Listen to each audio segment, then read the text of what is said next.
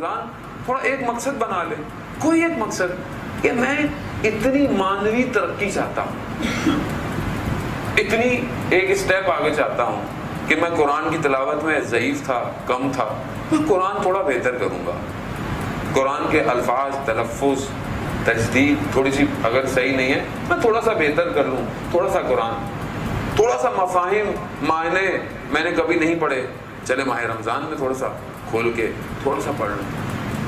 شاید میں نے کوئی رات بیٹھ کر عام سال میں کوئی خدا کو سجدہ نہیں کیا، توفیق نہیں ہو پائی، پروردگار سحری کے لیے ٹوٹھی رہا ہوں میں، تو 2 رکعت کے لیے بھی اٹھ جاؤں۔ سحری نہ ہو تو روزہ نہیں ہے ہمارا، اس معاملے میں تو اہل سنت بن جاتے ہیں نا، وہ مکروہ ہو جائے گا روزہ، کھایا نہیں ہے لیکن کھائے بغیر روزہ رکھتے ہو، جس دن کھائے بغیر روزہ رکھتے ہو اس دن تو میں پوری دنیا کو بتاتا ہوں بھائی آج بات نہیں کریں، آج میرا سحری کے بغیر کا روزہ ہے۔ لیکن یہ سحری پھر مادی ہے مگر وہ مانوی سحری کی میں نے جو خدا نے میرے لیے بچھایا ہوا تھا دسترخوان، دعائے سحر پڑھی میں نے نہیں پڑھی، سن لی نہیں سنی، 2 رکعت گھر والے کھانا بنا رہے تھے، میں وضو کر کے 2 رکعت پڑھ لیتا۔ عزیزان ہوتا اگر میں ان ایام میں یہ نہیں کر پایا تو پھر تو کوئی اور مہینہ جو ہے وہ ہے ہی نہیں کہ جو مجھے موقع عطا کرے کہ جس میں میں اپنے پروردگار کے قریب ہوں۔ یہ سارا مہینہ اللہ کے لیے ہے، اہل بیت کی دعائیں جو تعلیمات ہیں یہ سب کس لیے ہیں؟ خدا کو پہچانو۔ اگر اس مہینے میں خدا کو نہیں پہچان پایا تو پھر آپ کیا سمجھتے ہیں کب پہچانوں گا میں خدا کو؟ کب میں خدا کے قریب جاؤں گا؟ کہاں جاؤں گا میں؟ جب خدا ہمارے ایک ایک آدھی کھجور پہ، سانس لینے پر، سونے پر، یعنی اتنا اس نے ہمارے لیے ریلیکسیشن دیا ہوا ہے کہ کسی بہانے تو آؤ، کسی طریقے سے تو میرے پاس آؤ۔ حدیث قدسی میں وارد ہوتا ہے کہ پروردگار ارشاد فرماتا ہے کہ جب کوئی میری طرف پلٹتا ہے، میری طرف آتا ہے، بالکل میں اس کی طرف جب اس کو متوجہ ہوتا ہوں اس کے لیے بالکل ویسے ہی ہے۔ مثال کے طور پر حدیث قدسی ہے کہ جیسے کوئی شخص صحرا میں، ڈیزرٹ میں، اس کی جو سواری ہے، اس کا جو آذوقہ ہے، اس کا سامان ہے، کھانے پینے کا، سواری ڈیزرٹ میں، صحرا میں کھو جائے اور وہ شدت سے بھوک اور پیاس کے بے ہوش ہو جائے صحرا میں، اور وہ اٹھے، اس کی آنکھ کھلے تو اس کا سامان، اس کا زاد سفر اس کے سامنے کھڑا ہو، تو اس کی کیا کیفیت ہوگی؟ پروردگار کہتا ہے جب کوئی بندہ میری طرف پلٹتا ہے تو بالکل ایسا ہی ہے میرے لیے، لیکن پلٹے تو صحیح، وہ تو بہانہ ڈھونڈتا ہے، رستے کا پتھر ہٹا دو، فلانی نیکی کر دو، یہ کر لو، وہ کر لو، صدقہ دے دو، خیرات دے دو، روزہ کھلوا دو، یہ کر لو، بہانے ہیں سب، آپشنز ہیں کہ چلو کچھ تو کرو۔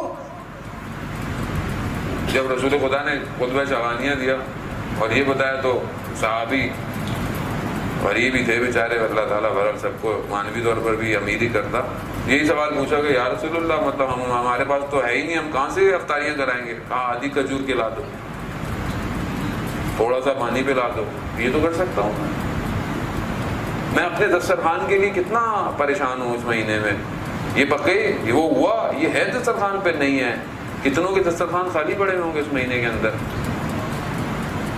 جب میں امت مسلمہ کے لیے نہیں سوچ رہا، اور آپ وہ دیکھیں فلسطین میں کہ جو جنازوں سے افطار کر رہے ہیں، آسان نہیں ہے، امنیت میں انسان کو تھوڑی پتا ہوتا ہے کیا ہوتا ہے، گریہ و زاری سے افطار ہو رہی ہے، مگر مسلمان نہیں ہے کیا؟ بولو کتنا میں نے دسترخوان پر ہاتھ بلند کیے اور ان کے لیے دعا کی۔ اچھا مسلمان نہیں، رسول خدا فرماتے ہیں کہ جب انسان بیدار ہو، صبح اٹھے اور امت مسلمہ کے لیے فکر نہ کرتا، مسلمان نہیں ہے۔ میں کتنی پریشان ہوں امت مسلمہ میں جو مشکلات آ رہی ہیں، کچھ نہیں کرتا ہوں، نہیں کر سکتا، حدود ہے، محدودیت ہے، بہت ساری چیزیں ہیں، خود دعا تو کر سکتا ہوں، پریشان تو ہو سکتا ہوں، کم از کم تھوڑی دیر کے لیے ایک وجود کے اندر ایک اضطراب تو آ سکتا ہے نا میرے، ہے نہیں ہے؟ میں اپنے میں میرا روزہ اچھا ہو جائے، میرا کام اچھا ہو جائے، میرا یہ اچھا ہو، یہ میں اپنے اچھے کے چکر میں تو امام زمانہ کا ظہور نہیں ہو رہا، کیونکہ میرا کام چل رہا ہے، اور جب تک میرا کام چل رہا ہے مجھے اس سے کیا فرق پڑتا ہے امام آئے یا نہ آئے۔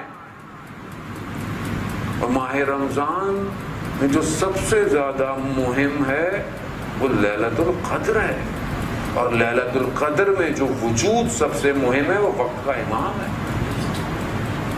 میں تو اپنی نمازیں قضائیں عمری پڑھ لوں، لیلۃ القدر میں دعائیں پڑھ لوں، نہیں عزیزان محترم، آیت اللہ جوادیہ عملی کہتے ہیں کہ وہ لیلۃ القدر میں سب سے زیادہ دعا وقت کے امام کے لیے کرنی چاہیے، کیونکہ وہ وجود، میں تو ذرا سی کو پریشانی دیکھ کر اضطراب میں آ جاتا ہوں، وہ بے عین ہی کائنات کو دیکھ رہا ہے اور اس کے لیے سب کچھ بے عین ہی ہے۔ میں تو کربلا کے مصائب 2 یا 4 منٹ سے زیادہ برداشت نہیں کر سکتا، اور وہ کربلا کو ویسے ہی دیکھتا ہے۔ کتنا اس قلب کے اوپر جو ہے وہ آنے والی چیزیں نازل ہو رہی ہیں، ایسے نہیں ہوگا۔ یہ موقع، یہ مہینہ ایک اپرچونٹی ہے، اس کو میں اویل کروں۔ بہرحال ہمیں بھی خدا نے جو توفیق دی آپ کے درمیان میں، بہرحال جو چھوٹے سے علماء بزرگان بیٹھے ہوئے، ہمارے بھی تو سینئر عالم دین یہاں ویسے موجود ہیں، بہرحال گستاخی ہے ان کے سامنے بیان کرنا، لیکن بہرحال وظیفہ سمجھتے ہوئے ٹوٹی پھوٹی سی باتیں آپ کی خدمت میں عرض کرنا ہے کہ جب تک دیکھیں علمی باتیں بہت کی جا سکتی ہیں، عقلی باتیں بھی کی، لیکن جب تک میرے وجود میں تحرک پیدا نہ ہو، پریکٹیکلی میں کوئی کام نہ کر پاؤں، تو یہ ساری باتیں ہوائی ہیں۔ اگر میری کوئی ایک بات دل میں اتر کر عملاً کسی کو پریکٹیکلی کسی کام پہ مجبور کر دے، کمال اسی کا ہے۔ دین سادہ ہے، دین بیان میں مشکل نہیں ہے، دین سادہ ہے۔ رسول خدا خود ارشاد فرماتے ہیں کہ عقول کو دیکھ کر صحبت کرو، یعنی عقلوں کو دیکھ کر بات کرو، لوگوں کی ضرورت کو دیکھ کر بات کریں۔ ضرورت کس چیز کی ہے؟ ہم عام مسائل میں گرفتار ہیں، جانے وہ ہمارے بیسکس حل نہیں ہوئے ابھی تک، اور ہم اپنی مجلسوں میں اتنی بڑی بڑی باتیں ہماری ہو رہی ہوتی ہیں کہ جس کا ہماری زندگی تعلق ہی نہیں ہے، کیونکہ اصل میں ہمیں گفتگو کی لذت ہے، ہم باتیں کرنے کا ہمیں شوق ہے، عملی طور پر ہم لوگ پیچھے ہیں۔ میں اپنی بات کروں گا، خاص آپ کی بات نہیں کر رہا۔ ہمارے بیسک مسائل حل نہیں ہیں ابھی تک، ہمارے گھر ابھی تک اسلامی نہیں ہو پائے ہیں، ہم اپنے بچوں کی تربیت اس طرح نہیں کر رہے ہیں جیسے اپنے وقت کے امام کے لیے کرنی چاہیے ہمیں۔ ہمارے گھر میں سنت رسول خدا کہاں ہے؟ کہاں ہے رسول خدا کی سنتیں؟ اول تو میں نے خود نہیں پڑھی آج تک، تو میں بچوں کو کیا بتاؤں گا؟ سنت کہاں ہے ہمارے؟ ہم نے سنت کسی اور کو دے دی ہے، وہ آپ کا کام ہے سنت۔ ہمارے ہاں تو مذہب امام علی سے شروع ہوتا ہے، باقی اللہ اور رسول کسی اور کو دے دی ہم نے۔ فقدان ہمارے یہاں یہی ہے۔ مولا کائنات کو مولا بنانے والا رسول ہے، وہ رسول کہاں ہے میری زندگی میں؟ رسول نہیں ہے۔ رسول خدا کھانا کیسے کھاتے تھے؟ رسول خدا اٹھتے کیسے تھے؟ سونے کے آداب کیسے تھے؟ کہاں ہے؟ میں اپنے بچوں میں رسول کی محبت بیدار کر رہا ہوں کہ نہیں کر رہا؟ کبھی میں نے اٹھتے بیٹھتے وقت بچے کو یہ کہا کہ بیٹا رسول خدا یوں کرتے تھے، آپ یوں کیجئے؟